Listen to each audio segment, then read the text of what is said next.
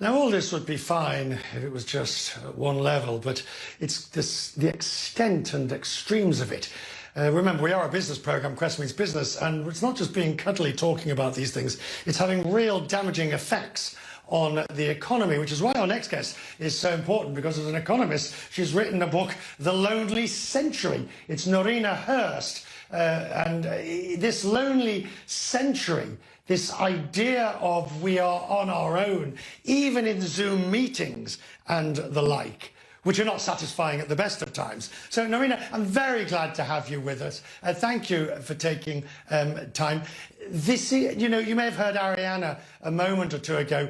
The significance of this loneliness is not just psychological and I'm lonely. It does have a damaging effect on our productivity too.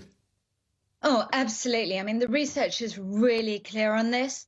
Employees who feel lonely also feel less engaged with their company, are less productive, and are also less loyal. Employees who don't have friends at work are much more likely to leave. It makes sense. We're thinking a lot about loneliness in the workplace right now, of course, because of the pandemic. But I think it's really important to remember that even before the pandemic, the workplace was a really lonely place for many people. 40% of office workers globally felt lonely at work pre-pandemic. So we need to think much harder about why that was, so that when we come out of this, we can rebuild and redesign a workplace in which people feel much more connected to each other. But that assumes we know what the workplace is going to be like. And this working from home, I've given numerous talks on this and programs about this.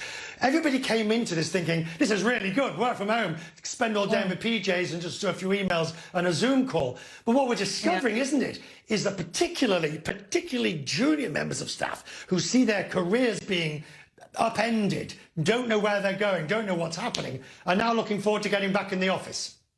Absolutely, because essentially we are creatures of togetherness. We are hardwired to connect, and being on our own isn't our natural state. And people initially, you're absolutely right, they thought, oh, this is quite fun, we're at home, but now they're really craving that connection, that banter at the water cooler, the hey, how are you, how was your weekend? And those moments, those micro exchanges we have with each other, they make us feel not only happier and more connected to each other, but in the work context, they enable us to be more innovative and more creative. And without them, companies are in danger of losing something very profound. So some companies have been very excited at the thought of being able to reduce overheads and slash their physical footprint and keep all their workers away from the office now forevermore. But I'd caution that, and I'd say that that's potentially a very damaging strategy, because if you want your employees to be loyal, if you want employees to feel connected, you need them to interact with each other face to face. All right. Now, on this interacting face to face, look, there's 1,001 strategies. You heard Arianna talking about some of them. You did a rent-a-friend, which sounds, I mean, you know, with my smutty mind, of course, I immediately think of some sort of poor man's Tinder type of thing. But it wasn't anything to do with that. It was obviously a legitimate operation. I mean, is that the answer? Zoom, happy hours, rent a friend, pay for a cuddle? Well, and this was purely for research purposes. Can I be clear, Richard? I did rent a friend in Manhattan. There are 600,000 people, friends, one can rent on a website, www.rentafriend.com. A whole loneliness economy, that's what I found fascinating as an economist, has emerged in order to meet the needs of people who are lonely. And it wasn't, I was also a bit worried, was it something untoward? No, it wasn't. I spent 3 hours with Brittany, Ivy League graduate, wandering around shops after the end of 3 hours. We were having so much fun, I forgot that I was renting her until she said, that'll be $120, please. I write about it in my book. But one thing that I do, so I think it's fascinating that a whole loneliness economy has emerged.